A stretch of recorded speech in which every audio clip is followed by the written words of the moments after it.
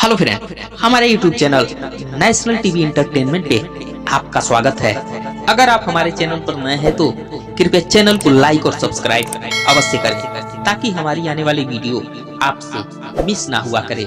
तो चलिए चलते हैं आज की कहानी के ऊपर। वर्धमान नगर में रूपसेन नाम का राजा राज करता था। एक दिन उसके यहाँ बीरबल नाम का एक राजपूत नौकरी के लिए आया।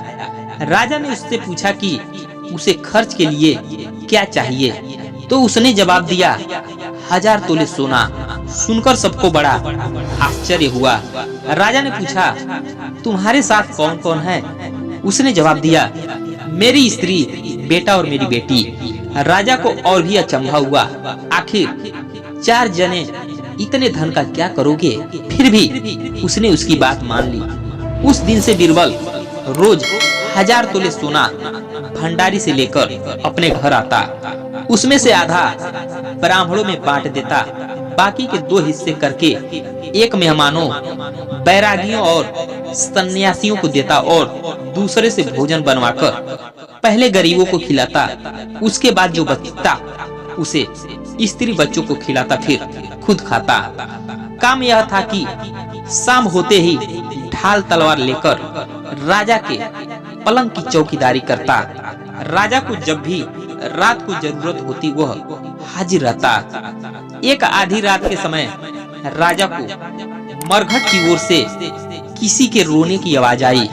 उसने बीरबल को पुकारा तो वह वहां गया। राजा ने कहा, जाओ पता लगाकर आओ कि इतनी रात गए यह कौन रो रहा है और क्यों रो रहा है।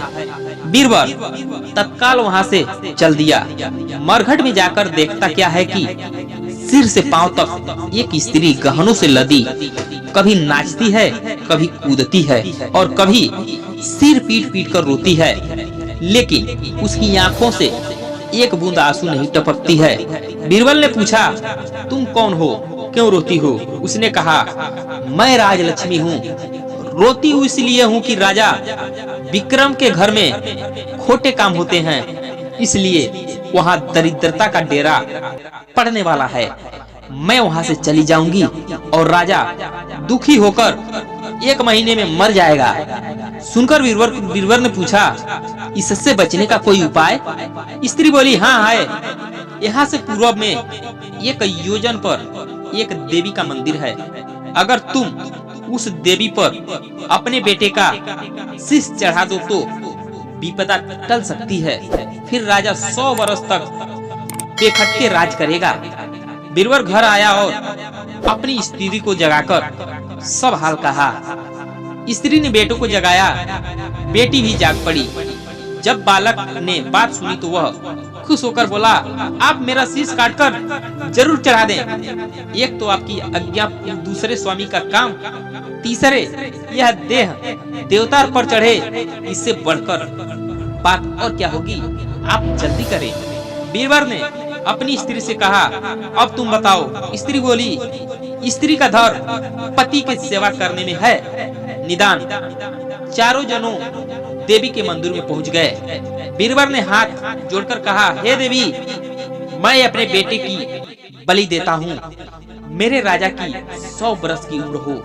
इतना कहकर उसने इतने जोर से खाड़ा मारा कि लड़के का सिर धड़ से अलग हो गया। भाई का यह हाल देख कर बहन ने भी खाड़े से अपना सिर अलग कर डाला। बेटा बेटी चले गए तो दुखी माँ ने भी उन्हीं का रास्ता पकड़ा और अपनी गर्दन काट दी। बीरबल ने सोचा कि घर में कोई नहीं रहा तो मैं ही जीकर क्या करूंगा। उसने भी अपना सिर काट डाला। राजा को जब यह मालूम हुआ तो वह वहां आया। उसे बड़ा दुख हुआ कि उसके लिए 4 प्राणियों की जान चली गई। वह सोचने लगा कि ऐसा राज करने से धिक्कार है। यह सोच उसने तलवार उठा ली और जैसे ही अपना सिर काटने को तैयार हुआ कि देवी ने प्रकट होकर उसका हाथ पकड़ लिया। बोली, राजन, मैं तेरे साहस से प्रसन्न हूँ। तू जो वर मांगेगा सो दूंगी। राजा ने कहा, देवी, तुम प्रसन्न हो तो इन 4 को जिला दो। देवी ने अमृत छिड़क कर 4 को फिर से जिला दिया। इतना कहकर बेताल बोला, राजा बताओ सबसे ज्यादा पुण्य किसका हुआ? राजा बोला, राजा का। बेताल ने पूछा, क्यों? राजा ने कहा कि इसलिए कि स्वामी के लिए चाकर का प्राण देना धर्म है, लेकिन चाकर के लिए राजा का राजपाट को छोड़ देना, जान को तिनके के समान समझकर देने को तैयार हो जाना, जान को तिनके के समान समझकर देने को तैयार हो जाना बहुत बड़ी बात होती है। यह सुनकर बेताल गायब हो गया और पेड़ पर जाकर लटक गया।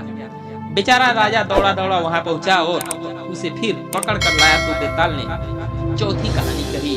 तो दोस्तों आज के लिए धन्यवाद।